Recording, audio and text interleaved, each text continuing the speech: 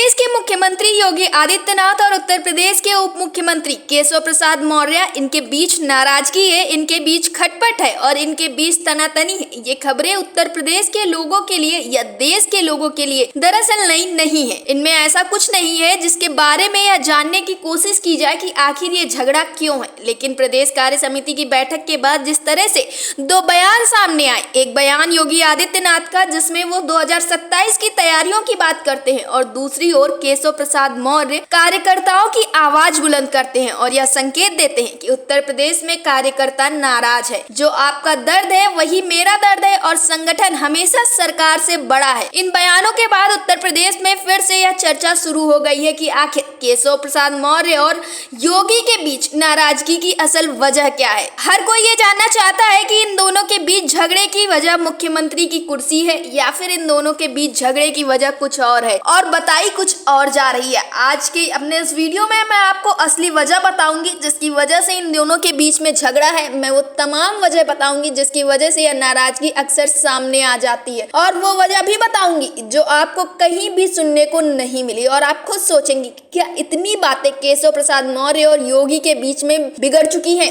उत्तर प्रदेश में 2017 का जब चुनाव हुआ था तब केशव मौर्य पार्टी के प्रदेश अध्यक्ष थे। लखनऊ में एक काफिला आ रहा था जिसमें तमाम नेता बैठे हुए थे। ऐलान मुख्यमंत्री का होना था। हर किसी को लग रहा था कि केशव प्रसाद मौर्य के नाम का ऐलान मुख्यमंत्री पद के लिए होगा, लेकिन ऐलान हुआ योगी आदित्यनाथ के नाम का और दो उप मुख्यमंत्री केशव प्रसाद मौर्य और दिनेश शर्मा, ये दो उप मुख्यमंत्री बने। सरकार चली लेकिन नाराजगी और तनातनी की खबरों की शुरुआत हो गई। कभी ट्रांसफर को लेकर, कभी पोस्टिंग को लेकर, कभी केबिन को लेकर, कभी कुर्सी को लेकर, कभी फाइलों को लेकर। 2022 के चुनाव में यह पूरी भूमिका तय हो चुकी थी कि चुनाव में बहुमत मिलने के बाद योगी आदित्यनाथ की जगह केशव प्रसाद मौर्य मुख्यमंत्री बनेंगे। लेकिन केशव प्रसाद मौर्य का दुर्भाग्य कहिए या राजनीतिक परिस्थितियां कहिए, केशव प्रसाद मौर्य खुद विधानसभा का चुनाव सिराथू की सीट से हार गए और उनको चुनाव हराया पहली बार चुनाव लड़ने वाली पल्लवी पटेल ने। योगी एक बार फिर मुख्यमंत्री बने, केशव प्रसाद मौर्य फिर उप मुख्यमंत्री बने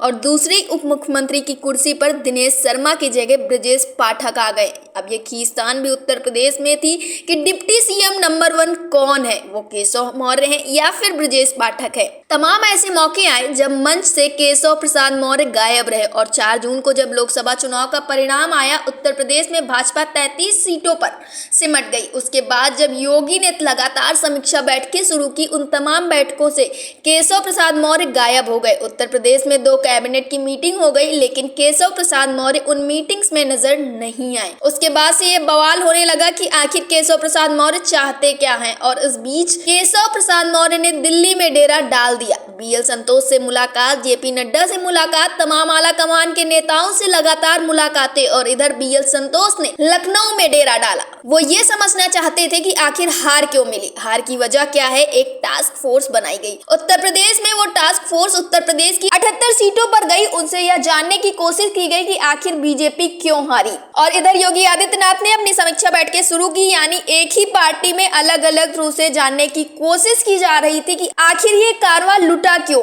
आखिर हमारी इतनी बड़ी हार कैसे हो गई। केशव प्रसाद मौर्य की नाराजगी लगातार चल रही थी। लोगों ने कहा केशव प्रसाद मौर्य दिल्ली में इस वजह से हैं क्योंकि उनका नाम राष्ट्रीय अध्यक्ष के लिए चल रहा है। केशव प्रसाद मौर्य राष्ट्रीय अध्यक्ष बनेंगे। ये खबरें भी खूब चली कि केशव प्रसाद मौर्य प्रदेश अध्यक्ष भी बनना चाहते हैं। लेकिन इन तमाम खबरों के बीच में एक ऐसी घटना घटी कि उत्तर प्रदेश में जितिन प्रसाद जो पीडब्ल्यूडी मंत्री थे, उन्होंने इस्तीफा दिया क्योंकि सांसद बनकर वो केंद्र सरकार में मंत्री बन गए। उसके बीच पीडब्ल्यूडी विभाग खाली हुआ तो उत्तर प्रदेश में केशव प्रसाद मौर्य की नजरें पीडब्ल्यूडी विभाग पर जाकर ठहर गई। उनको लगा कि ये विभाग उनको मिलेगा, लेकिन मुख्यमंत्री योगी आदित्यनाथ ने यह विभाग अपने पास रख लिया। अभी तक इस विभाग में किसी को मंत्री नहीं बनाया गया है। यह विभाग उत्तर प्रदेश के मुख्यमंत्री के पास है। कहा जाता है कि केशव प्रसाद मौर्य इस वजह से भी नाराज थे। दूसरा, केशव प्रसाद मौर्य जिस विभाग के मंत्री उत्तर प्रदेश का ग्राम विकास विभाग, उसमें अपर मुख्य सचिव हिमांशु कुमार और केशव प्रसाद मौर्य में बनती नहीं है। केशव प्रसाद मौर्य, उनके आसपास के लोग ये बताते हैं कि हिमांशु कुमार किसी भी तरह से केशव प्रसाद मौर्य को सहयोग नहीं करते हैं, जिस वजह से केशव प्रसाद मौर्य खफा रहते हैं। वो उनको हटाना चाहते लेकिन मंजूरी नहीं मिल पाती है। अभी मंजूरी किसकी होगी वो आप भी समझ सकते हैं। ये तमाम वो वजह है जिसकी वजह से केशव प्रसाद मौर्य नाराज बताए जाते हैं अब केशव प्रसाद मौर्य का मजबूत पक्ष यह है कि वो ओबीसी के नेता है। उत्तर प्रदेश में ओबीसी वर्ग की तमाम जातियों में केशव प्रसाद मौर्य की स्वीकार रहता है।